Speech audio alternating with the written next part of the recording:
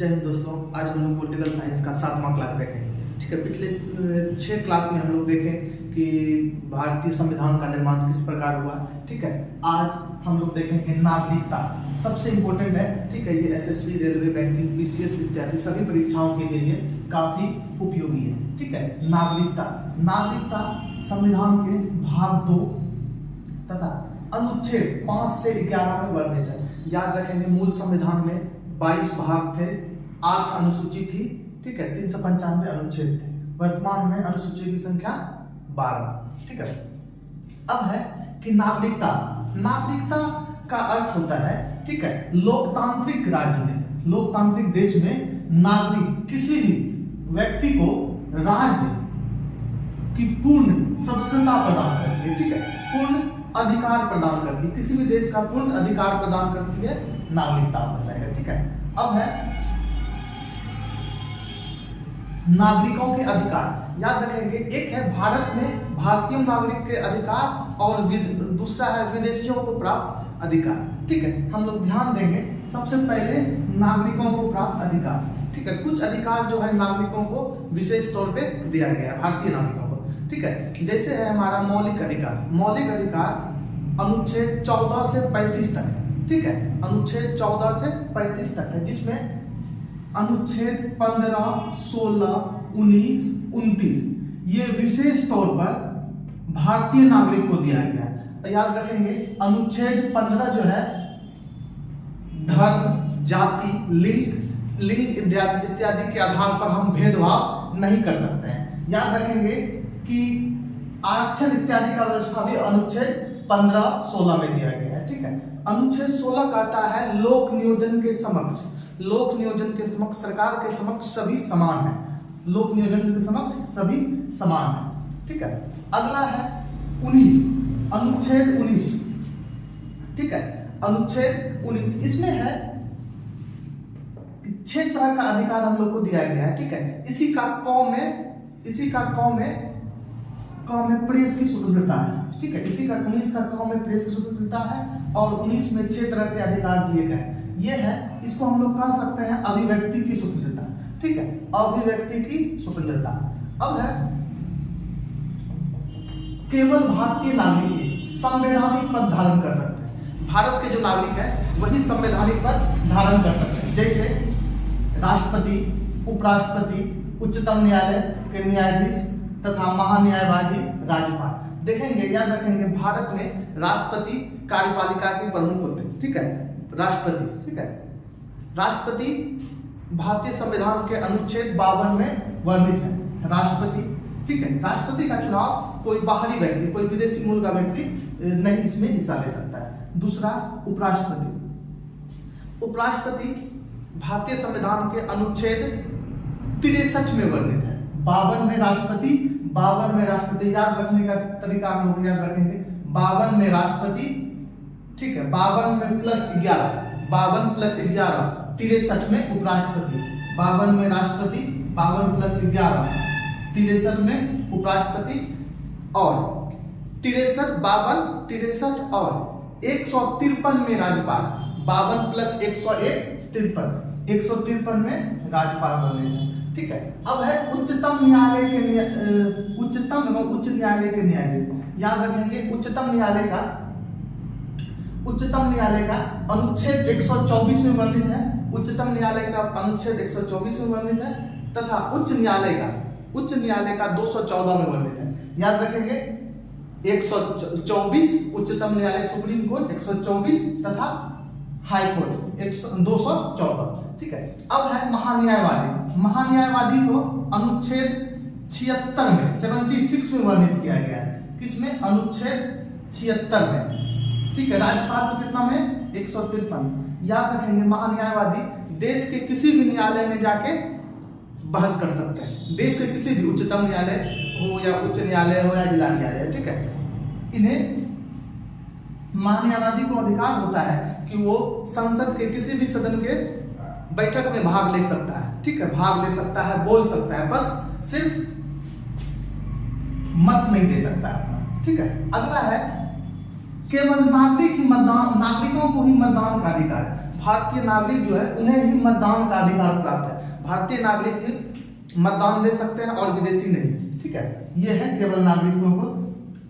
अब है कि कौन कौन सा अधिकार सभी को प्राप्त है। याद रखेंगे अनुच्छेद 12 से 35 जो मौलिक अधिकार है ये पूरे भारतीय नागरिक को मिला हुआ है, लेकिन ये 15, 16, 19, 29 विशेष कर भारतीय नागरिक के लिए है। ठीक है, ये अधिकार विदेशों के लिए, विदेशी नागरिक के लिए नहीं दिया गया है। तो अब कहेंगे विदेशी के लिए खास तौर पे याद रखेंगे 20, 21, 22 सब जो है भारतीयों के लिए। एक बात और ध्यान रखेंगे कि आपातकाल के दौरान में मौलिक अधिकार छिन जाता है। आपातकाल के दौरान में मौलिक अधिकार छिन जाता है, लेकिन अनुच्छेद 20, 21 नहीं छिनता है। ठीक है, ये यथावत रहता है। अब है अनुच्छेद 5। ये हम लोग देखें 5, अनुच्छेद 5 से 11 तक चर्चा है नागरिकता में। अनुच्छेद 5, ठीक है, अनुच्छेद 5, वह व्यक्ति 26 जनवरी 1950 को, वह व्यक्ति 26 जनवरी 1950 से भारत का नागरिक है जो भारत 1950 तक, ठीक है, या 1950 से भारतीय राज्य क्षेत्र में रह रहा हो। ठीक है, भारतीय राज्य क्षेत्र में 1950 तक रह रहा हो या भारतीय राज्य क्षेत्र में उस समय तक जन्म लिया हो। ठीक है, जन्म लिया हो। दूसरा, जिसके माता पिता भारतीय क्षेत्र में जन्म लिया हो। यदि कोई व्यक्ति नहीं जन्म लिया तो उसके माता पिता भारतीय क्षेत्र में जन्म लिया। फिर है, ठीक है। तीसरा है संविधान निर्माण के 5 वर्ष पूर्व से भारत में रह रहा। ठीक है, संविधान निर्माण से 5 वर्ष पूर्व से भारत में रह रहा तो वो क्या हो जाएगा, भारतीय नागरिक। ये किस क्या हो गया अनुच्छेद 5 में। अनुच्छेद 5 में कि 26 जनवरी 1950 से पहले भारतीय नागरिक जन्म हुआ हो, ठीक है, या उसके माता पिता का जन्म हुआ हो, या 26 जनवरी 1950 से 5 वर्ष पहले भारत का नागरिक। ठीक है, अब है सबसे इंपोर्टेंट अनुच्छेद 6। ठीक है, अनुच्छेद 6 इसमें है पाकिस्तान से आए हुए लोगों की नागरिकता।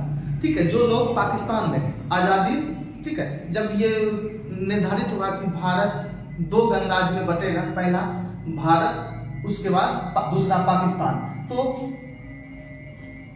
अनुच्छेद 6 में था पाकिस्तान से आए लोगों की नागरिकता जो 19 जुलाई, याद रखेंगे ये डेट, 19 जुलाई 1948 से पहले भारत आया हो।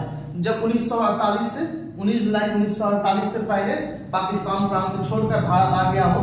ठीक है, दूसरा 19 जुलाई 1948 के बाद भी यदि आया हो, आकर भारत में 6 माह रहा हो। ठीक है, भारत में 19 जुलाई 1948 के बाद भारत आया हो और 6 माह तक भारत में रहकर रजिस्ट्रीकृत नागरिक बना हो, रजिस्ट्रीकरण माध्यम से नागरिक बना हो, वह भी भारतीय नागरिक हो जाए। किस अनुच्छेद के तहत, अनुच्छेद 6 के तहत। पाकिस्तान से आए हुए लोग नागरिक पहला 19 जुलाई 1948 से पहले यदि भारत आ गए तो नागरिक, या 19 जुलाई 1948 के बाद आए हो। ठीक है, वो 6 माह भारत में 6 माह रहा हो, उसके बाद रजिस्ट्रेशन के माध्यम से नागरिकता लिया हो। ठीक है, वे नागरिक कहलाएंगे। अगला है अनुच्छेद 7। 1 मार्च 1947 के बाद यदि जो 1 मार्च 1947 के बाद भारत छोड़कर, भारतीय क्षेत्र को महाद्वीप को छोड़कर पाकिस्तान चला गया हो, वह भारत का नागरिक नहीं कहलाएगा। वह व्यक्ति क्या कहलाएगा, भारत का नागरिक नहीं कहलाएगा। एक बात ध्यान रखेंगे कि भारत में एकल नागरिकता की व्यवस्था है। भारत में एकल नागरिकता की व्यवस्था है। अब आगे है अनुच्छेद 11, नागरिकता अधिनियम 1955। ठीक है, नागरिकता अधिनियम 1955। इसमें भारतीय नागरिकता प्राप्त करने के शर्त दिए हुए हैं। ठीक है, हम लोग 5 प्रकार से भारतीय नागरिकता प्राप्त कर सकते हैं या भारत के नागरिक हो सकते हैं। देखेंगे, पहला जन्म से नागरिक। ठीक है, जन्म से नागरिक जिस व्यक्ति का जन्म भारतीय क्षेत्र में हुआ हो या 1950 से पहले, 26 जनवरी 1950 से पहले उसके माता पिता का जन्म हुआ हो, तो वो क्या हो जाएगा, भारतीय नागरिकता कहलाएगा। या उस व्यक्ति का भारतीय क्षेत्र में जन्म हुआ हो, वो क्या होगा, भारतीय नागरिक होंगे। अपवाद में देखेंगे, यदि कोई मान के लेते हैं पाकिस्तान के राजनयिक, ठीक है, एम्बेसडर, कोई भी देश का, सब याद रखेंगे सभी देश के एम्बेसडर सभी देश में होंगे। जैसे भारत के लगभग 190 से ज्यादा देशों में एम्बेसडर है, राजनयिक है, राजदूत है, तो ठीक है, तो ये भारतीय राजदूत कहलाएंगे विदेश दूसरे देशों में। मान के चलते हैं कि पाकिस्तान, ठीक है, पाकिस्तान के राजदूत भारत में रह रहे हो, विवाह के बाद, ठीक है, विवाह के बाद यदि उनका बच्चा हुआ, ठीक है, तो बच्चा किस देश का नागरिक का रहेगा? तो याद रखेंगे यह यदि किसी विदेशी नागरिक का बच्चा है तो वो जिस देश का राजनयिक है उसी का बच्चा कहलाएगा, ठीक, उसी देश का नागरिक कहलाएगा। फिर दुश्मन के बच्चे, यदि कोई देश का नागरिक या सेना कब्जा में है, ठीक है, तो वो वहां का नागरिक नहीं कहलाता है, ठीक है। तो अपवाद में रखेंगे जन्म के आधार पर सभी व्यक्ति भारत के नागरिक होंगे। अपवाद में राजनयिक के बच्चे एम्बेसडर के बच्चे भारत के नागरिक नहीं होंगे। दूसरा, दुश्मन के बच्चे जिसका जन्म भारत में हुआ हो वह भारत के नागरिक नहीं होंगे, ठीक है। अगला है, ये तो जन्म से नागरिक हो गया। दूसरा, वंशानुगत नागरिक, ठीक है, वंशानुगत जिसके बाप दादा, जैसे हम लोग क्या है, वंशानुगत रूप से भारत के नागरिक हैं। हम, मेरे पिताजी, फिर दादा, फिर परदादा वगैरह वगैरह वगैरह क्या है, भारतीय नागरिक है। वंशानुगत रूप से हम लोग नागरिक, ठीक है, वंशानुगत रूप से नागरिक। दूसरा है रजिस्ट्रीकरण से,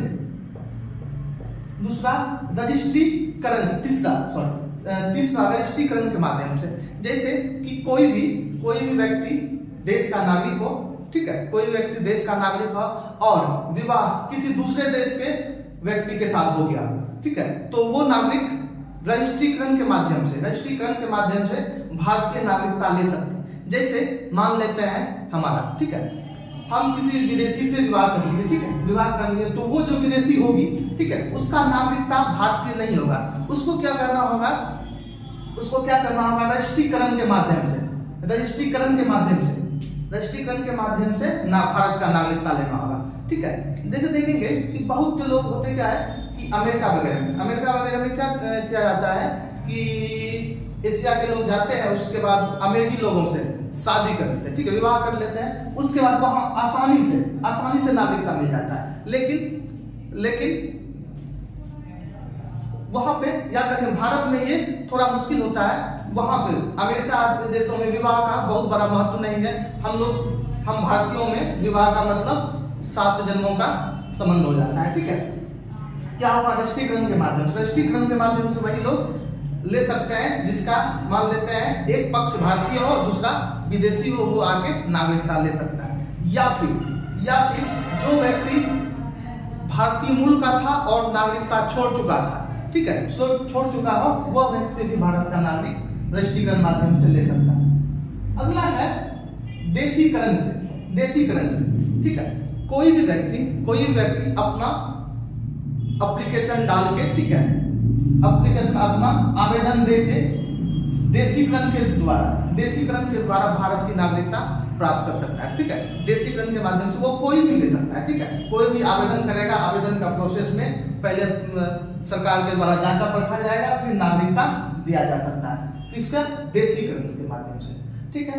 अगला है भारत के राज्य क्षेत्र में मिल जाने से, ठीक है। मान लेते हैं कोई राज्य क्षेत्र, कोई देश भारत में अपना विलय कर लिया, ठीक है, तो वो व्यक्ति भारतीय नागरिक कहलाएगा। संसद जिसको मान्यता देगा वो व्यक्ति भारत का नागरिक कहलाएगा, ठीक है। तो हम लोग क्या देखें, भारत की नागरिकता प्राप्त करने के 5 शर्त किस अधिनियम के तहत, भारत नागरिक अधिनियम 1955 के तहत। पहला है जन्म से नागरिक, अपवाद में क्या, राजनयिक के बच्चे। दूसरा, वंशानुगत। तीसरा, रजिस्ट्रीकरण।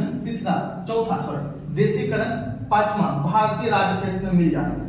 अब देखेंगे कि नागरिकता की समाप्ति, नागरिकता तो हम पा लिए, ठीक है, कोई नागरिकता पा लिया, अब नागरिकता समाप्त कैसे हो सकता है, ठीक है, नागरिकता समाप्त कैसे किया जाता है।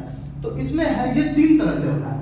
पहला, परित्याग, जैसे पहले सुनते होंगे, ठीक है, जाओ मैं तुम्हें परित्याग करता हूं, तुम्हें छोड़ देता हूं, ठीक है। परित्याग का अर्थ यहाँ, इसका अर्थ होता है कि कोई व्यक्ति भारतीय नागरिकता तब छोड़ सकता है जबकि उसको किसी अन्य देश का, किसी दूसरे देश का नागरिकता प्राप्त हो गया है, ठीक है, कोई अन्य देश का नागरिकता मिल गया हो तो वह भारत का नागरिकता छोड़ देगा, ठीक है, भारत की नागरिकता छोड़ देगा।